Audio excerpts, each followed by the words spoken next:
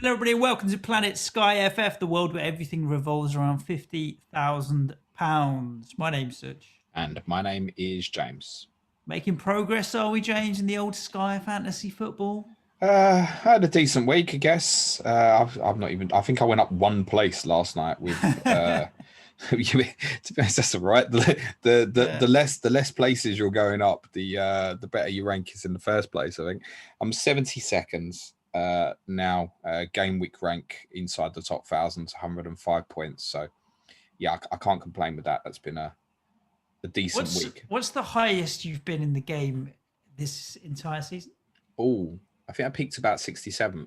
I think. Okay, so you're not far off the highest you've been in the entire season, to be honest with you. No, I mean, look, it's difficult to kind of put an idea on what my target is because target's first, ideally for everybody who's got a sniff of it. But differential shit needs to happen. I think the fixture announcement particularly is not great for me because I think a lot of people are going to end up following the move that I made last night for Rui Patricio because of the Wolves games on Monday the 5th and Friday the 9th. We'll get into fixtures in a bit.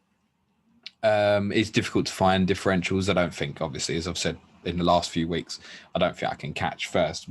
But otherwise, I mean, what's a good finish for me now? Is it top 20? Is it top 50? Is it just maintaining top 100? I'm not really sure. And I'm not sure I'm that bothered. I I guess. think top 100 is a minimum, and top 50 would be good. That's the way I would see it. Where you're at now.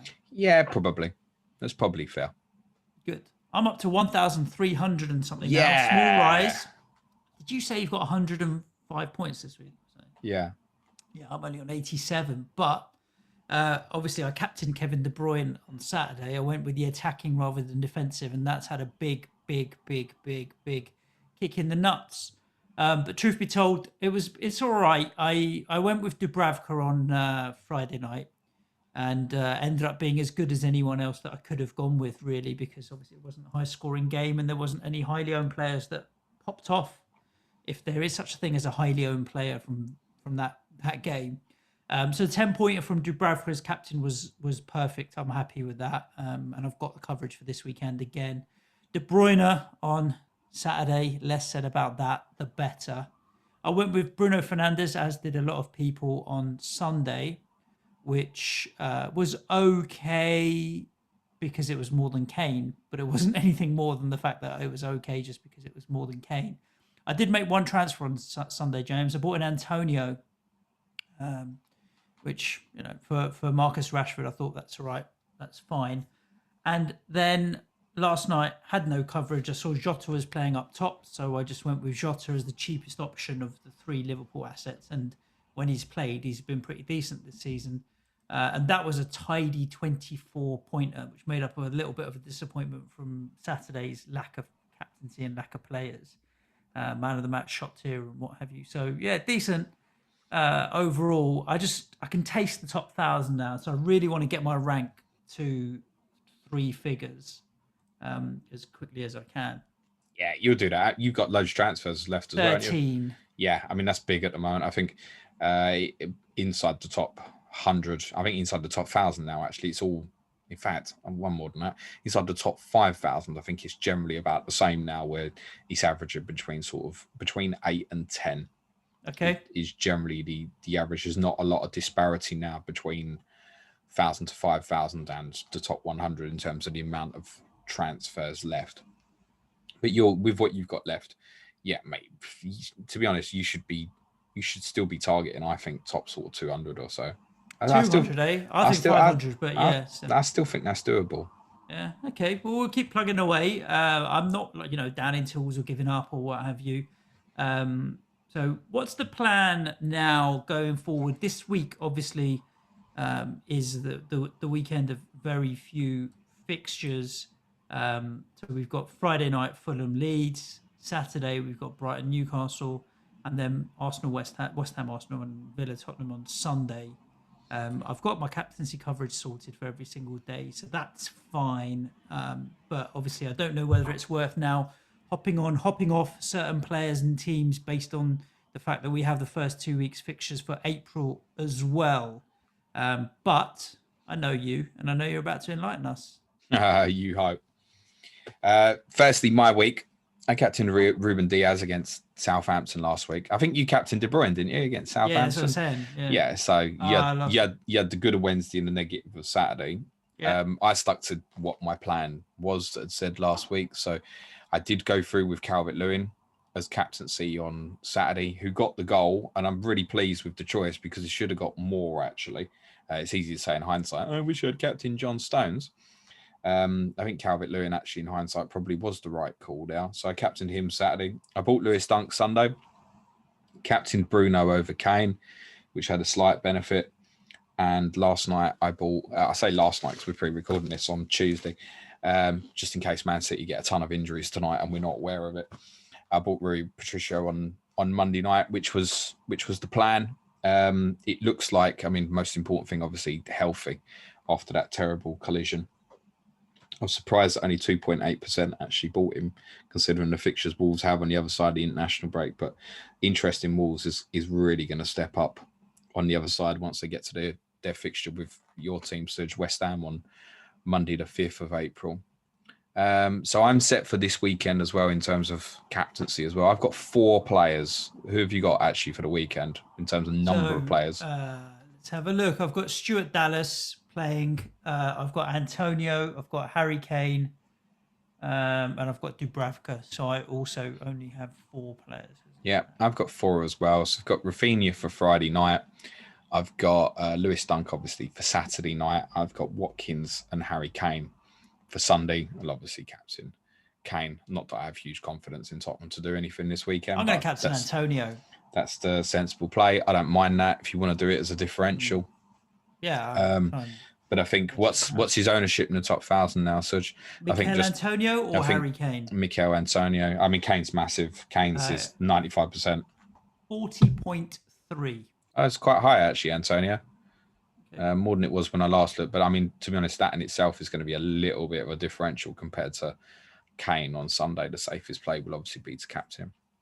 At least now we have some sort of clarity on those fixtures for match weeks 30 and 31 in the Premier League, which I really, really didn't expect. I think the first headline news on that is, judging by the fact they put Everton in on Monday the 5th and Monday the 12th, we have to assume that the rearranged Aston Villa and Everton game is now not going to be till around about match week 33. I think, and it's just my opinion, that they've absolutely balls this up because they don't realise at the moment that Villa and Everton won't go into 32. And that's because one of City or Everton is going to win in the FA Cup at the weekend. And therefore, Villa against City or Everton against Tottenham has to go into the midweek of 32, assuming that those two are still obviously in Europe. If Tottenham went out of the Europa League, then obviously Everton and Tottenham could go elsewhere, for example. Which is really dumb because the reverse fixture of Everton versus Villa is in match week 34. So there's every chance they're going to play each other twice in the space of about 10 days or so. They're basically going to have to, the way it's now. So it's highly likely it's probably midweek of 33 or midweek of 35, but even that might be subject to if Everton are still in the FA Cup final. We're expecting one of match week 36 or match week 37 to move to the midweek after the FA Cup final. That's going to create a free midweek between match weeks 35 and 36. But 36 fixtures could be played after 37. It's a little bit complicated. You just need to be aware of the possibilities. But what it means is the holding on to Villa and Everton assets is not quite so important, depending on how you're looking at it. Because take me, who's got Watkins. What I see now with Villa is a very, very easy escape. And I think this is going to be the same for Martinez owners or whoever you've got with Villa. They obviously play Tottenham on Sunday, and then they play Fulham on Saturday the 3rd. Then after that, they've got Liverpool, Manchester City, tougher run of fixtures. So the fact they're playing on the Saturday is good. You've got 2 consecutive game days of Villa. So there's a case even to buy them on Sunday if you believe they're capable of doing bits against Tottenham and Fulham, and then come off afterwards. And that's what I talk about, the Patricio move. I honestly think when we get to Monday 5th, so many people go Martinez to Patricio. I just think it's so blatantly obvious because of the fixture swing. The captaincy coverage for the following Friday as well. Not so much the Monday the 5th, although it might give you some coverage, but the Friday 9th game against Fulham as well.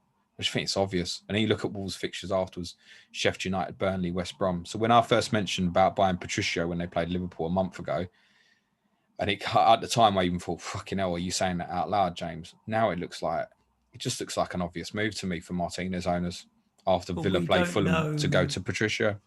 We don't know. Will he be fit? I think it's concussion is how it looks now that we've got no further information other than after the game on Monday night, he was sitting up and he was aware of what happened, i.e. he took a blow in the face from his teammate. So if it's concussion, the fact that the international break's obviously rocking up, I mean, in theory, he could even play for Portugal in the international break. So that you'll certainly have the information by the time Monday the 5th comes round. But I would be surprised as it stands if he wasn't available for a game, presuming it was concussion, for a game that is 2 weeks away? It's that 2.5 weeks away, that West Ham fixture. That's 3 weeks away, isn't it? I may be looking at making that move to Patricio from what you described from Dubravka without without the intention of captaining him on the Monday the 5th because I'll captain Antonio. But I'll the run after that: Fulham, Sheffield United, Burnley, West Brom, Brighton. That's fine. If I'm going to get him in, it covers me off for the month for the Friday fixture captaincy, and I get the extra fixture out of him on that day as well. So I'll reserve one of my transfers for that for sure. It's the problem with Wolves is the defensive guys ain't going to pick up the tearing. So Cody, yes, is more of a threat at set pieces now and stuff, but they're not going to get tears defensively.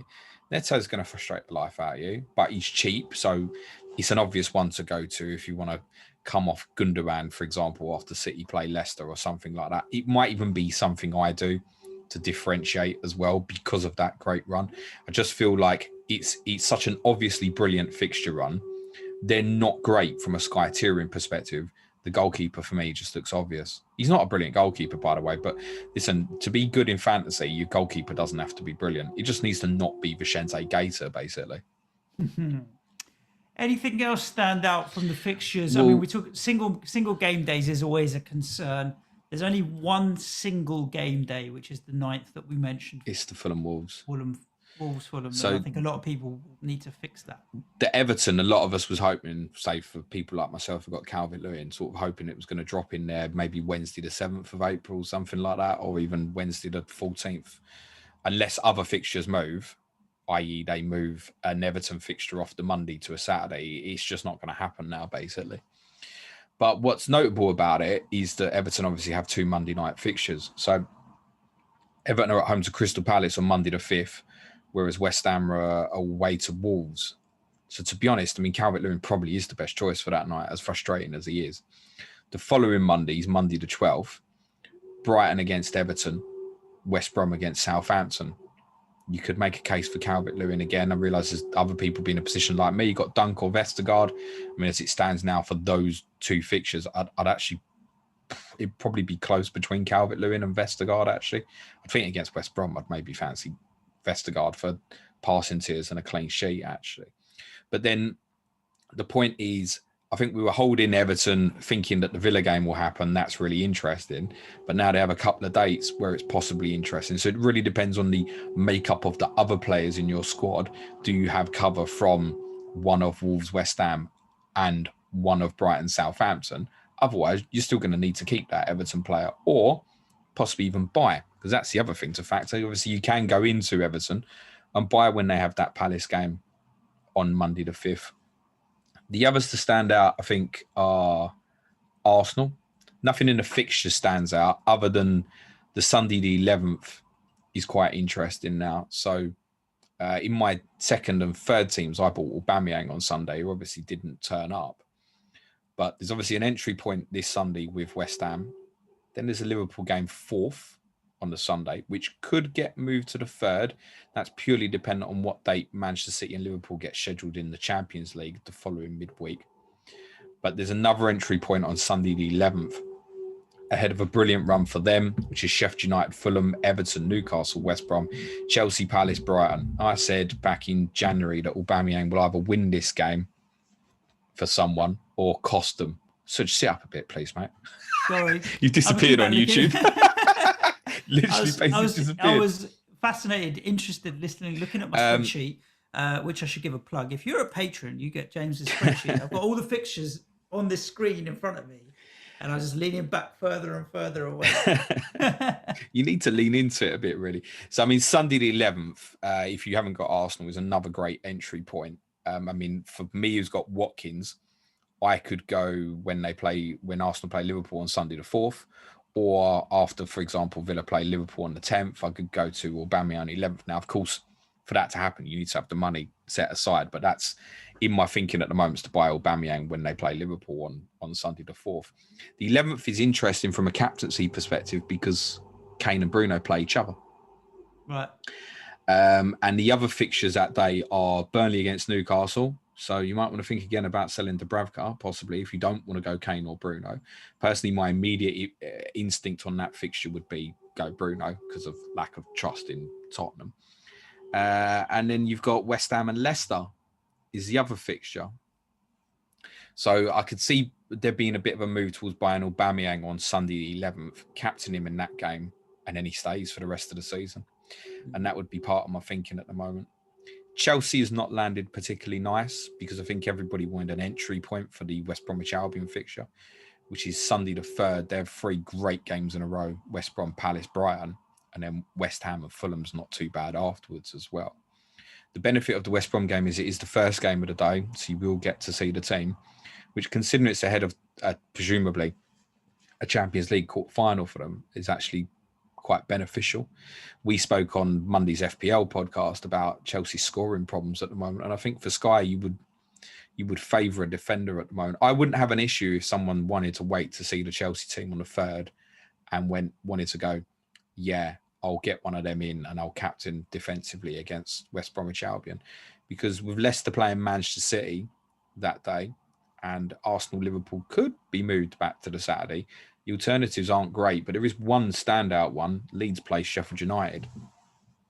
And I think Rafinha, Bamford, if he's fit, will obviously be popular off the back of Fulham Leeds Friday night as well. So if you don't have coverage for that fixture for Friday, I think you're definitely buying some Leeds because you get the Fulham captaincy coverage and you could make a serious case to captain against Sheffield United on Saturday the 3rd. But then their fixtures do stiffen afterwards. They've got City, Liverpool, Manchester United in the 3 games afterwards. The other interesting one I wanted to highlight was Leicester, who play City on Saturday the 3rd. But then the fact the West Ham game's been moved to Sunday 11th, that same day I've talked about potentially buying Aubameyang, is quite interesting. Not so much because of the West Ham game, but again, the run of fixtures afterwards, West Brom, Palace, Southampton, Newcastle. So there's a nice little stretch of 5 games for Leicester there, for Vardy, Iheanacho, Harvey Barnes if he's back fit, Ricardo Pereira could all be really interesting Leicester options. So I think Chelsea, Aubameyang, let's say / Arsenal. Chelsea, Arsenal, Leicester, Wolves are the 4 interesting ones. And they're kind of interesting because there's not too much ownership in those 4 at the moment. I think the problem is they're all quite obvious. And a lot of people will already be thinking similar about how they're targeting those 4 teams. And for a lot of people, it's just to slowly move off Manchester City, for example. It gets Liverpool interesting as well. The fixtures haven't worked out brilliant with Villa being Saturday the 10th rather than Sunday the 11th. But then they've got Leeds, Newcastle afterwards, decent fixtures as well. There's not big ownership in Liverpool at the moment, bar Mohamed Salah. So might be a few defensive differentials might be worth considering. But the thing that for me has stood out from the 2 announced game week fixtures is looking for the differential. You need to be thinking really, really different to what other people are thinking. And that's just looking at it, it's tough. I can't see anything there that makes me think something like what I thought about Patricio for the Monday gone. I think now it's obvious. I'm looking at my team here, James. What I can see that stands out for me is I've still owned Yannick Vestergaard. I don't know, you still own him. Did you sell him for Lewis Dunk? No, I've still got. So Vestergaard, I can get a 3-for-1 from West Ham or Arsenal or Tottenham against Yannick Vestergaard, and that one game that he's got is Burnley at home. Could be all right, but obviously moving to any of the Arsenal, Spurs or West Ham assets on Sunday gives me 3 games before they then play again on that West Brom night. So Vestergaard Westergaard is done for me. I think I'm going to go to Jesse Lingard, to be honest with you, and that is a differential potentially for me. And I may sell Gundogan as well and get. Yeah, I'd have enough money to get a Bamiyang if I'm honest with you, or I may go to Lacazette as well and Patricio. That's 3 transfers in the next 2-3 weeks that I think I'll be looking at. You got more luxury to be thinking about these things. So, I mean, as I said, I'm thinking at the moment. I'm down to 8. Chelsea player on the 3rd, Aubameyang on the 4th or the 11th, Leicester player on the 11th. That's going to put me down to 5. It's not many things I can do now. I've just got the idea of kind of hopping on, hopping off for most people. So to hop on, hop off a player like Vestergaard with the transfers you've got left, it's a little bit more viable. For many of us who are sitting there, we say 8 left, for example. The hopping off of on and off for someone like Vestergaard, I think the hopping off, you'd want to have captaincies all around it. So hop on and hop off now. It's about the big boys, isn't it? Oh yeah, look, Salah's got 3 great fixtures on Kane. It's just a hypothetical example. I actually, as much as I say it's a 3-for-1 that I've got on West Ham over Vestergaard, it doesn't mean I'm going to go back to Vestergaard. I mean, the likelihood is actually I'm not going to be going back to Vestergaard from that daisy chain move. It'll be somewhere else. But it means it makes sense for me to say, you know what, now's a good time to bin him, potentially. You're more looking at chain moves, I think. So let's try and give you an example. Let's just say hypothetically. Let's say you've got Nick Pope at the moment. That's a possibility, right? So, and you haven't got goalkeeper coverage for the weekend. So the obvious one's perhaps Martinez, but say you're missing Burnley against that same Southampton fixture, you've got 3 games of Areola. Now, what I would then think with that is, okay, rather than going back to Pope, what's the next chain move? Where's the next game? So it might be that you look at something that's like, I don't know, Pope to Areola to Leno, Pope to Areola to Schmeichel, something like that. That avoids the going the Patricio route, for example. So I think you're more looking at that. You're looking for the chain moves, the hopping on and off at this stage, unless you've got double figures at least in transfers. The actual the hopping on and off is basically just for the premiums, i.e., right, I don't want to captain Kane against Manchester United. There's 3 games of Salah either side. I'm definitely going to captain him. I don't want him afterwards. I'll go back. Fine. Yep. I think you need that explosiveness to make that happen now. Yep. Should we get into some of the Twitter questions? Or let's do captaincy for the weekend, although we've done it. Yeah, let's do that first. Yeah, it's not going to take long. There's only 3 days. Friday night.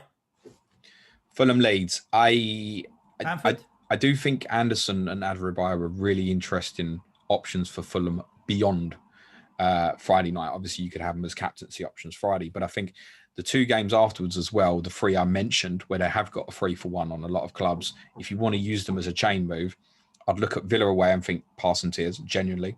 They'll hit pass and tears in that game. Wolves at home definitely hit pass and tears in. So, ironically, as much as I'm talking about Wolves for Friday the 9th, Anderson, Adarabioyo, clean sheet there is probably a 10-pointer in that fixture. So they're really interesting for them. So I think Friday night's quite open. I think the one I would favour is either Rafinha or Dallas. I would just favour the Leeds guys. Bamford, as it stands, we think's got a chance of playing, but at the time of recording, we haven't got the information as yet. I would arguably would still hold even if he's out because of that Sheffield United game on Saturday the 3rd. Then you'd move off. So there were a couple of games to be gained, Fulham Leeds. What I would say is if you haven't got the coverage, that one for me is clear. Get something. Whether it's a Leeds for the 2 games or Fulham's possibly going to be a little bit longer in your thinking, I think for Friday night, get something. Saturday doesn't feel quite so important. It's part why I went for Dunk the previous Sunday. I've jammed the goal against Southampton. But it was obviously getting him in advance for the Saturday. And I think Newcastle's striking issues, no Wilson, St. Maximin and Almiron made it quite an easy decision. And it's his power that at set pieces that makes him a better choice than Veltman and Ben White, in my opinion. Then Veltman, they could end up playing left-sided centre-back. Again, we spoke about that at length on Monday's podcast, which would rule him out as an attacking prospect. Ben White's a cheap alternative, which is absolutely fine.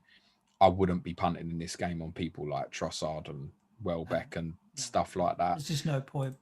But I think you can skip it. I think Brighton defensive is the best choice, but you can skip it. Brighton have got Manchester United, Everton, Chelsea of the 3 games afterwards. But a little bit further afield, the run of Sheffield United, Leeds, Wolves, West Ham, before finishing with City and Arsenal is not too bad. So it's not a definite for me that Dunk is definitely expendable. I imagine I'll have him for probably at least the Manchester United game on Sunday the 4th. He may end up staying till the end, actually, Lewis Dunk. Interesting. I'm going to be just on Dubravka as that's the only coverage I have on that day. And then you mentioned that you are going to go with Harry Kane against Villa as the safe option because of the high ownership. Yeah, it's Kane or Watkins for me. I think this is not one to play with. I think Friday, Saturday is where you're possibly looking for your differential captain. I don't think, in spite of, I've basically summed up by saying that if Grealish is fit, I think Villa will win, and if he's not, I think Tottenham will win. But I don't think he's one to play around with. I think he's capable in any game. Just go with Kane Sunday. Antonio, Lingard, all Blanky Yang, if he's fit, are alternatives. I'll go Lingard. I can see a few people have still got Martinez going Martinez again. I don't hate that, by the way, if you want to captain Martinez on Sunday. But, I mean, I fancy Harry to score in any game, in spite of what I think of Tottenham. So I think Kane's the right play. Just a point on Newcastle and Dubravka. Again, a little bit like we've highlighted, if you do want to go into, say, Dubravka and then move on to Patricio Sanchez of Brighton or something like that. I mean, it doesn't really work for Patricio. You can do that. You can get the Brighton and Tottenham game. Well, actually, you can, because you've got 2 games, haven't you, before Wolves play again? That would be the way to do it. You'd go to Dubravka for Brighton and Tottenham, and then the 2 games, and then you just carry through Patricio. So that's what you'll definitely end up doing, that, as you already own Dubravka. But I don't think I'd buy to make that move. No, not necessarily. But yeah, last week's move to Dubravka so far has worked okay. Right, some Twitter questions that we've had from the community. We'll go through all of them, although we may have answered some already. Who's the best coverage for Wolves versus Fulham, asks Reese, SkyFF. We talked about Patricio potentially, or Neto. I think because of his price, Adebayo, 5.2. Where does buying Adebayo fit into what's a good time to get him and what's a good time to now Friday night? Leeds. Yeah, you get him in for Friday night, yeah. And then if you can afford to go Anderson, if you're definitely sure that extra money's not going to haunt you, then I think Anderson's a bit of a favourite of the pundits at the moment. So he's probably more likely to pick up the man of the match if they kept a clean sheet, and I would prefer that. But Adebayo's price at 5.2 is great, right? And at that price as well, if you go in, as long as he stays fit, you forget about him. You just consider yourself a 10-player game, basically. So I actually think the best call for that would be Anderson / Adebayo for Fulham Wolves. But you can't knock the Wolves fixtures afterwards. FPL parking the bus says best Salah replacements going forward, any position, doesn't matter. Pretty sure it's a sell now, guys. So I sold him a little while ago, and I didn't buy him on Overhaul 2, and I don't really care either. Aubameyang, if he's fit. If Arteta says, look, that's it, the disciplinary shit from Sunday is dealt with, he's going to come back into the team. You'll get some clues from Thursday night. You also, in fact, if you want to buy on Sunday, you'll see the teams. You'll know if he's in it or not. If I had Salah, that's where I'd be going. Is Aubameyang, honestly. It's just that run of fixtures for Arsenal's too good, and I wouldn't be put off by them in Europe as much as I would be some other teams. Any thoughts on Lacazette? Not for me. Rotation pro? Yeah, I think so. Okay. I think the idea with Arsenal generally is that Aubameyang plays through the middle. That is the concern. That let's just say they have a bad result against West Ham and Liverpool in their next 2 league games. Then the concern would be, right, they're 10th in the league, whatever. All the eggs go into the Europa. That's the concern. And that's why generally you might be better off waiting till Sunday the 11th with the Sheffield United game, where you've got more information of if he's likely to or not to. It was clearly a huge gamble in going Aubameyang, because there's games you're going to want to captain him as well, and there's going to be games where you're going to have doubts if he's even going to play because of potential progress. in Europa. But I think it might be worth the risk. If I had Salah, that's where I'd be going. Any thoughts on defensive Arsenal, Kieran Tierney? It's worth saying, having come this far with Salah, though, I'd probably just keep him. Arsenal, Villa, Leeds, Newcastle's Liverpool's next 4. I mean, the Leeds and Newcastle games could fall into great captaincy days. Salah against Leeds and Newcastle looks great. I'd probably hold. Sorry, what was the next point, Suj?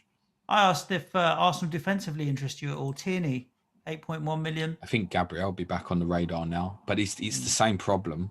It's the Is he concern all right? I from heard Europa. Harry Kane put him into next week. Are we doing this one again, are we? No, he's gonna.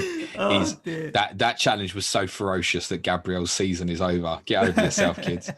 Gabriel was a good asset at the start of the season, but obviously disappeared for a long period. When everyone went holding, that was always my concern, that at some point he's going to come out that team. I think Gabriel and Luis are first choice.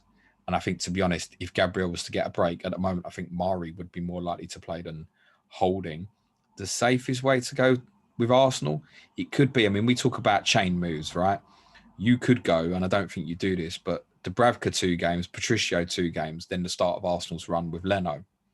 But I think if you've gone down that route, you're not coming off Patricio when Sheffield United, Burnley, West Brom is Wolves 3 games afterwards. But if you're not interested in Wolves in any way, then I could see that sort of chain move for Leno. Leno's the safest way to go Arsenal. The problem is that generally falls into case with Mendy as well for Chelsea. Although I think with that one, it's probably clearer to go with a Rudiger or Azpilicueta. Sam Guy asked a question, and basically he doesn't ask a question. He does an elbow drop on Wolves a few times.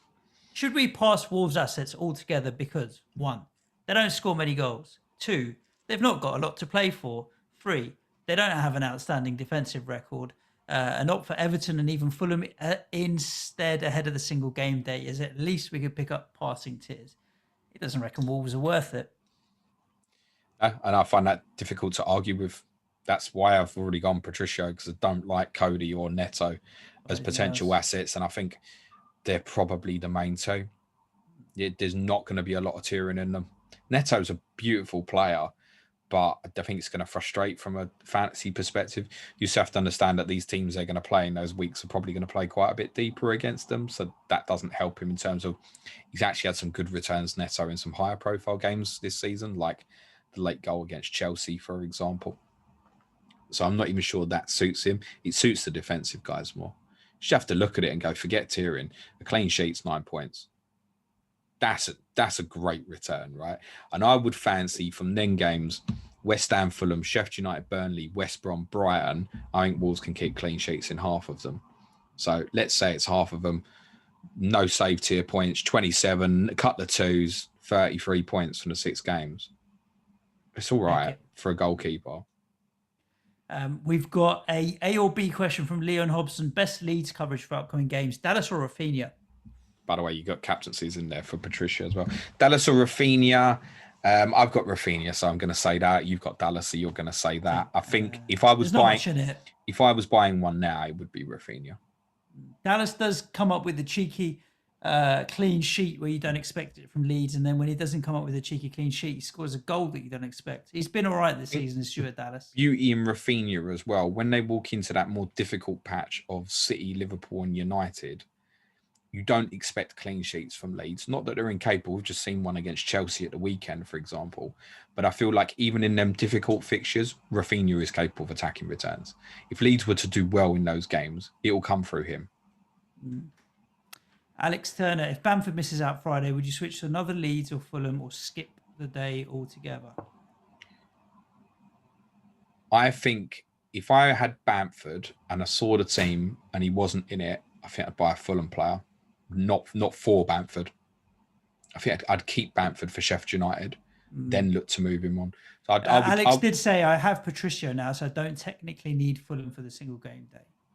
But he'll need something for Friday the 19th. Right. If Bamford's not in the team, right? So yeah, if I was a Bamford owner, and generally I would buy Anderson or Adebayo. Yeah. Mark McFadden, this is a good question, James. With Chelsea playing Saturdays after the international break, how do we get to their players? And where is the entry point? I had Stones to Aspi lined up but what now? With seeing the Chelsea lineup versus West Brom, I'm leaning towards just getting it done. Better fixtures and Stones could be rotated. Yeah, it's exactly that. Spot on. Mhm. And the answer to where or what that is not going to come around till you see that team. I could say to you now, I'd probably have a little bit of favouritism for Rudiger, for example. But if you see the team and Azpilicueta's in it and Rudiger's not, you're buying Azpilicueta. Let's be very honest about it. And vice versa. You would just go, shit, sod it. I'm going to go with the other one. I think most people would probably prefer Azpilicueta over Rudiger because Azpilicueta has played every game. But then he's obviously critically important to Chelsea. So depending on what they do in the Champions League, again, that's a potential impact. You don't have to worry about these sort of things with people from Wolves, Fulham, Leeds, for example. But yeah, I think if you want, you've got the benefit at least of the team on Saturday the 3rd. And exactly that, someone like John Stones could, in theory, not play for Manchester City against Leicester. And then immediately you're looking a couple of games up. Glenn Roy, Wolves defender or Chelsea defender? It's got to be Chelsea defender, surely. Yep, Chelsea. Carl JB, how does one tackle the upcoming blank game week? I have one player for each fixture day, so captaincy's covered, but that's only 3 players. Should I look to bring in more numbers? If someone said to me, James, I've got Harry Kane and Stuart Dallas this week, what should I do? I'd say, what's your plan for Brighton Newcastle? And he said, well, I don't want. I say, fine, crack on, leave it. I would only say that if you're in a similar boat to me with the likes of a Vestergaard or other players that only play once or twice. I mean, Arsenal, West Ham, and Tottenham do have 3 games where some teams do have 1 or 2. So there is opportunity to fixture gain, but it's very much if you can afford it with the number of transfers you have, rather than being essential. And have a think about if you're going to hold these. The thing is with the 4 games this coming weekend, I think most of us could say, yeah, probably fancy Brighton to win against Newcastle, as long as they can put the ball in the net. But the other 3 fixtures, to be honest, they're really tough calls. That Fulham, Leeds, West Ham, Arsenal, Villa, Tottenham could all go either way. And even with Brighton, Newcastle, we've seen them implode right at home to Palace and stuff like that. It's not like they can't shoot themselves in the foot. So all 4 of them games this weekend could go either way. So if you want to skip. I think like if you haven't got Kane, you have to know that he could damage you quite badly at the weekend because everybody, the majority of people are going to captain Kane this weekend. Are we talking about the Gabriel incident again? Kane damaging people. Yep, he could. Yep. You could be out for the rest of the. You could be out for the rest of the season as well if you don't have. You got Harry Kane, Suj? I have got Harry Kane, but like I said, I'm not going to captain him because I want to be a bit of a differential. And that's but okay. Obviously, my rank is quite average to rubbish. Last 2 questions, James, all about the same thing, so we'll do them together. We've got not so fantasy football. With the upcoming fixture on and Pep Roulette, is it time to move away from City assets? Further question is how many City assets is enough, particularly as a rotated player stings far more in Sky with no subs coming on. FF Dempsey, rotation, fixture pile-up, and league likely to be wrapped up very soon. Is 0 City a viable option when by the time we hit the next set of blank fixtures, League Cup final? It's definitely viable to go without. How many are you on now? 4 or 5? I've got 3 now. So I've got Gundogan, Stones, and Diaz. Diaz is the one I think majority of us think, yeah, do you know what, he's going to get left out in a league game at some point, but they've got what, 8 or 9 games left. He'll play in 7 or 8 of them, irrespective, I think. Stones is possibly expendable, but I decided to keep him rather than Cancelo because of what's highlighted. Things like, at wing back, Cancelo will find it very difficult to get passing tiers, for example, but then it would make him a bigger attacking threat at wing back potentially. His pros and cons, it just depends on how you want to look at it. Gundogan is expendable, but there isn't anything great in that area that I'd like. Gundogan, I'm sort of thinking in the back of my mind, do you know what? If he sits there for me, and when I want to look at Leicester on Sunday the 11th, if Harvey Barnes is back for then, for example, with no ownership, bang. That's the sort of thing I'm thinking because City play on the 10th against Leeds. And it's worth noting as well on that Saturday the 10th, Obviously, the 3 games are Palace against Chelsea, Liverpool against Villa, and City against Leeds. Just the 3 games. So difficult call potentially. And I think if you've gone that Chelsea defensive the week before against West Brom, you might find that's the way you go on Saturday the 10th again, is to go, right, yeah, I'll go Chelsea again against Crystal Palace rather than risk the rotation potentially of the City player against Leeds. I can't remember which game's the first game day that day. I'm just going to have a quick check if I can. Which day are you talking about? Match week 31? Saturday the 10th, yeah. What's the first game of those? I feel like it might be Liverpool, actually. Okay. No, actually, it's City first Leeds. in terms It's of City time. Leeds. You'll know It's the City Leeds. You get to see the City team, so that would maybe help for that particular fixture. The City Leeds game is 12:30. I guess in that case, if you've seen the City team, then you'd go with a Diaz or whomever you've got as captain. You'd be happy to go with that. Although they'll find passing tiers difficult against Leeds, as the majority of people do. That on Saturday, Chelsea having 63% possession is extremely unusual against Leeds. I think they've only had less than 50 once this season. Yeah, I was looking at Mason Mount, but he doesn't get anything. Passing tiers, tackle tiers, nothing. He literally gets appearance points and a goal or an assist. He doesn't get man of the match or anything like that. Rarely. As we've said, they've scored 11 goals in Tuchel's 10 league games. Yeah, it's So not. what's Not the inspiration to get the attacking players when they're going to be rotated? I think we know Mason Mount at the moment is the favourite, and that sort of thing's going to help him with if he does get an attacking return, you might get the shots here and the man of the match come on top of it, and it becomes a very nice return. But at the moment, Chelsea's attacking players, I mean, to be honest, we're talking about differential punts, right? Where can you find a differential? West Bromwich Albion, Saturday the 3rd. If you want to be maverick and still give yourself a chance of winning the game, if Timo Werner's in the team, buy him and captain him. That if you feel like you can't make the ground at the moment, that's a sort of differential move, isn't it? Maybe he will convert that XG into physical output for a change. Yeah. Those are the Twitter questions for Sky Fantasy Football for this week, James. Cheers, wicked. Nice. I was going to say Danker then, it just didn't come out.